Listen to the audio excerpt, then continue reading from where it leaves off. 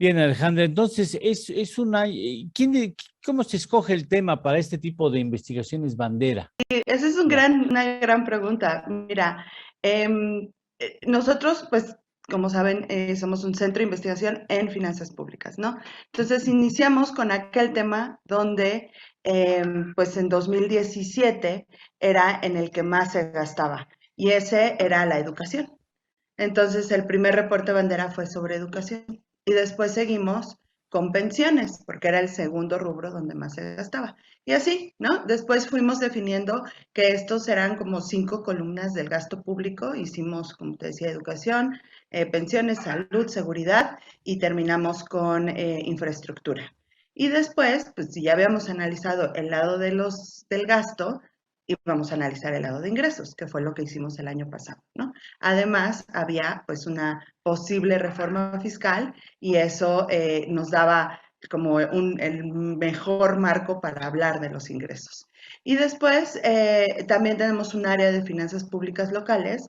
También se estaba pues diciendo, digamos, en el ambiente que podría haber una nueva coordinación o reformas a la coordinación fiscal y pues era también como el siguiente paso, ¿no? Discutir qué es lo que estaba pasando en los estados, un poco con la misma lógica de análisis que hacemos en la federación, que es ingresos, gastos, deuda y derivando en espacio fiscal, ¿no? Entonces hicimos todo ese análisis para las 32 entidades federativas.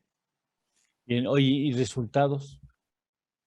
Bueno, la verdad es que es bien interesante. Lo primero que yo comentaría aquí sería la parte del espacio fiscal, ¿no? Y primero entender como qué es eso. Sí, eso vale Eso, la pena explicarle al público qué es el sí, espacio claro, fiscal. es la resta entre los ingresos y los gastos comprometidos o ineludibles, ¿no? ¿Y cuáles son estos gastos? Pues es el pago de deuda, el pago de pensiones, en el caso de los estados, pues todo lo que está etiquetado en ramo 33, y las aportaciones y participaciones que van a los municipios, ¿no?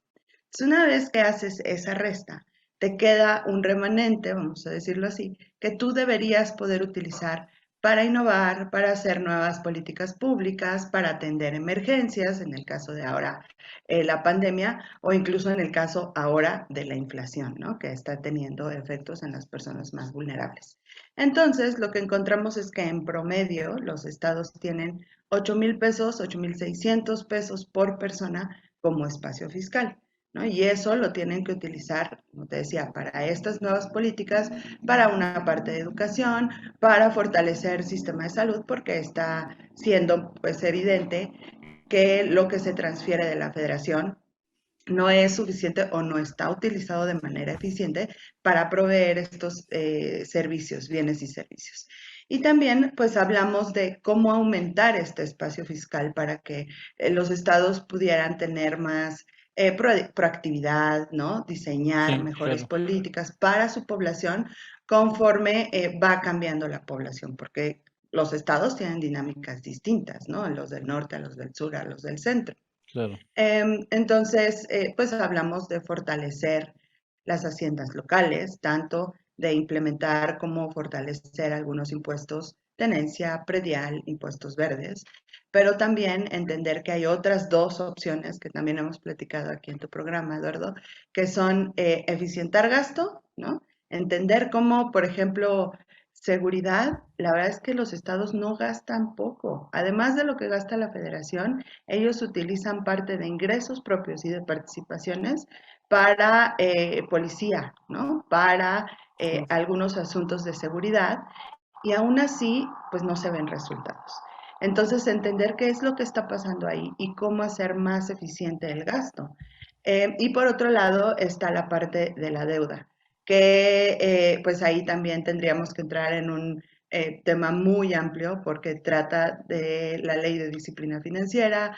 Acaban de pasar una reforma que disminuye el gasto como en el financiamiento, ¿no? Lo que se gasta en financiamiento tiene que ser muy bajo y eso les ponen ciertas camisas de fuerza a los estados para poder endeudarse siempre que la deuda se utilice de buena manera, ¿no?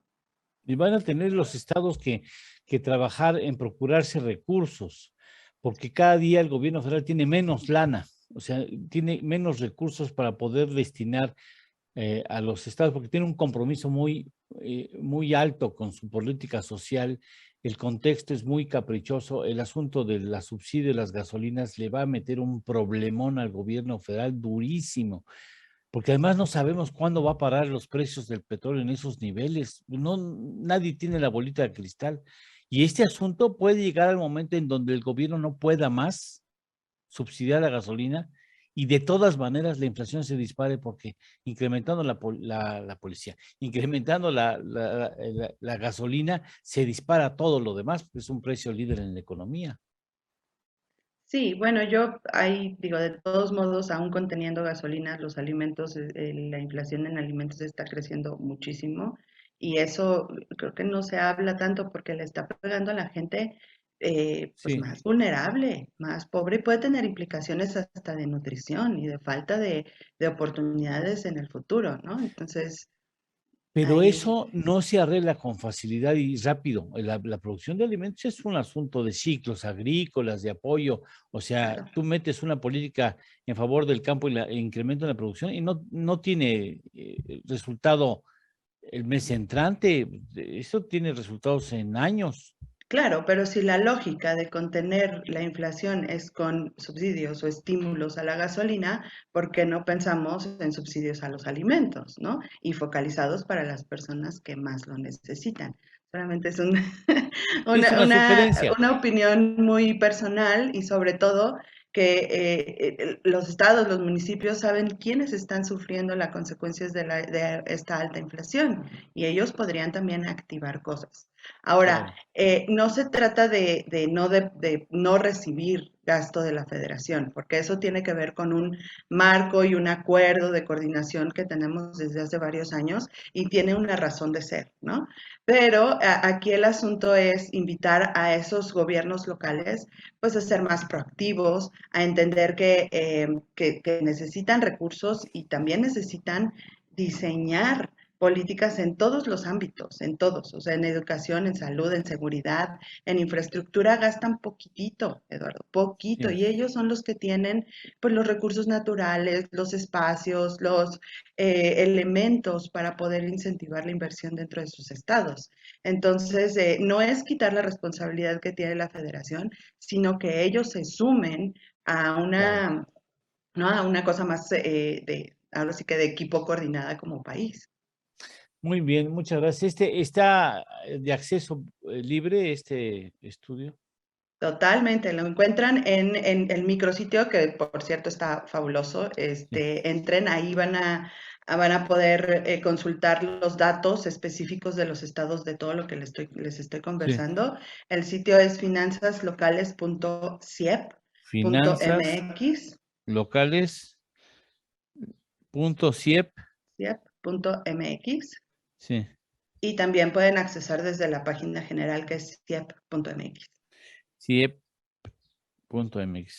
Un enorme placer platicar contigo, doctora. Te agradezco mucho que nos Igualmente, hayas tomado esta posibilidad de tener contacto con nuestro público que ya te ubica perfectamente bien. Muchas gracias, doctor. muchas Te gracias agradezco a todos muchas ustedes. felicidades, por cierto. Gracias, buen día. Muchas gracias, buen día. Gracias.